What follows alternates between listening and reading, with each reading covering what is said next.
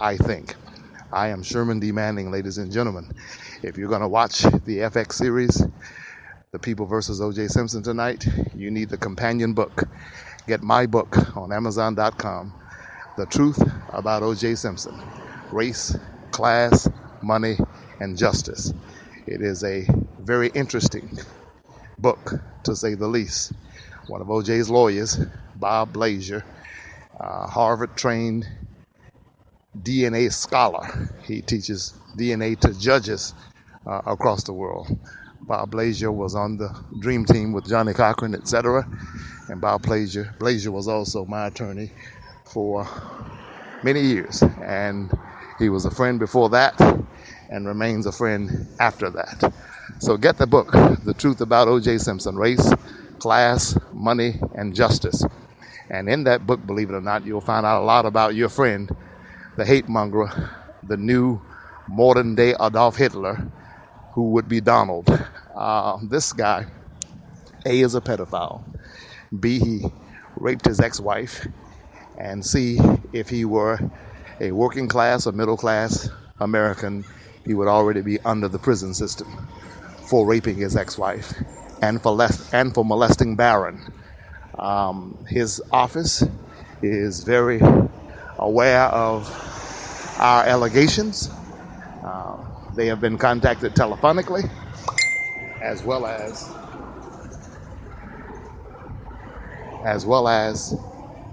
they have been contacted via email, and they know. So if I were $4.2 billion rich and some little lowly black guy in Los Angeles, California, who's on parole, called me a pedophile and a rapist, and I was not so, then I'd put a stop to what he was saying with all deliberate haste. Donald does not want to open this can of worms. And if he were to get entangled via litigation with me, I would be his greatest nightmare, period. I would be his greatest nightmare.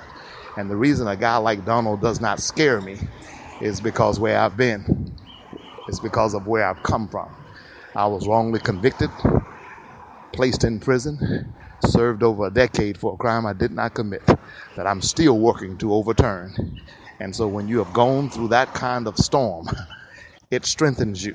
A storm will either beat you down or strengthen you. If you look at these places that have tornadoes and hurricanes and houses are wiped out or what have you, you normally see the families, God bless them, and I pray for them all the time, and they're weeping and they're crying.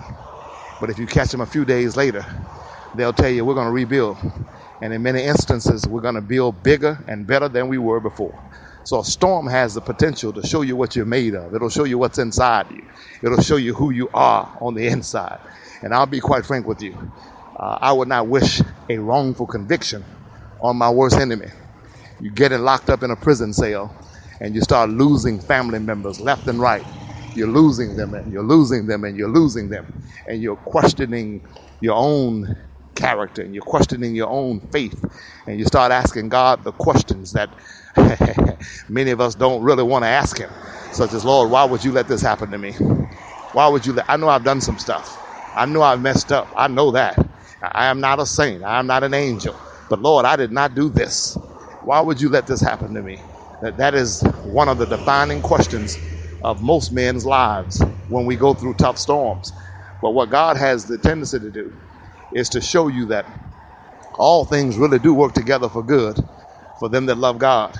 And if you had caught Joseph locked up in prison on a rape beef in the book of Genesis for 13 and a half years, if you had caught him, say, on the 5th year while he was in prison, I guarantee you he had some complaints. I guarantee you he had some questions. Why would God let this happen to me? Think about Joseph. His own brothers sought to kill him. His own brothers sold him into slavery. His own brothers were jealous of him because he had a dream. And he said, Lord, why would you let this happen to me? Why would you let my brothers try to kill me? Why would you let my own kith and kin try to take me out? Then why would you allow them to sell me into, Lord, I'm a Christian. I'm born again. I'm one of your children. You gave me a dream. And my daddy gave me a coat of many colors. Why would you let that coat of many colors plant a seed of jealousy that has run through generations in my family? Why would you let this generational curse end up with me trapped in a prison cell for a crime that I did not commit? Look at all of the other inmates around me. They did. A lot of them did what they said they did. And how can I witness to them when they say to me, Joseph, how are you going to tell me about a God who can't get you out of prison? Joseph, you're registered. You're on a sex beef. You have an R in your jacket. But God was working Joseph's entire situation out for good. If Joseph had not gone through the prison, he would not have grown to the palace. I could tell you about it some other time, but Mandela spent 27 years in prison. Let me tell you something. Nelson Mandela, he kept on dreaming. He had a nice house of his own, but he never stopped dreaming about those who had no house. He kept on dreaming. He had a law degree, but he never stopped dreaming about those who had no degree. He kept on dreaming. They locked him up for treason, but he kept on dreaming.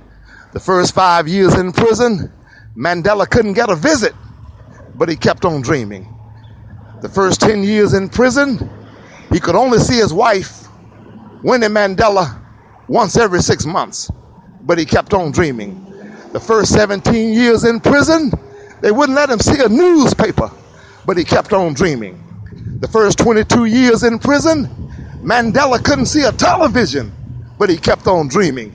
And he kept on hoping and yearning and striving and praying. And after 27 years, we saw the jail cell open wide. We saw the stone roll away, and he walked out holding the hand of his jailer. And then, because Mandela, he kept on dreaming and hoping and yearning and praying, then the man who was once called Mr. Prisoner is now called Mr. President.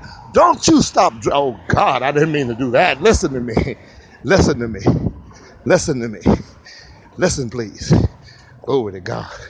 So the prison prepared Joseph for the palace, and the prison prepared Mandela for the presidency. I don't know what your prison is this morning. It might be the prison of poverty. It could be the prison of illiteracy. It could be the prison of a bad marriage. It could be the prison of a drug addiction. I don't know what your prison is, but I do know God can work it for your good. He can work it for your good. But what you have to do is get into his will and get into his way. And the minute you get into his will and his way, he will take every circumstance in your life and turn it around and begin to work it for your good. It may not happen overnight, baby. I waited more than a decade. It may not happen quickly. God does not always do things quickly. He does not always do things miraculously. Sometimes God makes you, wait, because waiting is an error, and waiting is a teachable moment. Waiting is a teaching tool used by God. I can't tell you why he does everything the way he does it, but I can tell you he knows what he's doing. He's not making it up. Excuse me, I'm so sorry, as he goes along. And what I want you to understand is that history repeats itself.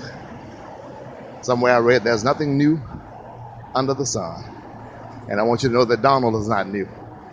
This racism that he is advocating, this bias and prejudice that he is spreading around the country is nothing new. It's nothing new. He could be, for all I know, Adolf Hitler reincarnated.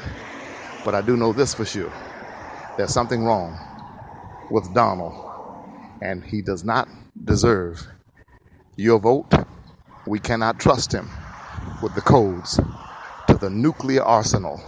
He does not have the temperament to be commander-in-chief. There's something wrong with him. Something's wrong with Donald. I can't tell you everything that there is. I'm not a psychologist, nor am I a psychiatrist. I cannot totally elucidate the problems with this man's mind, but I can tell you something's wrong with him. Sherman D. Manning, author of The Truth About O.J. Simpson, Race, Class, Money, and Justice. Get the book. Watch the FX series tonight. We'll be back later on with our series, Making a Murderer. Sherman D. Manning.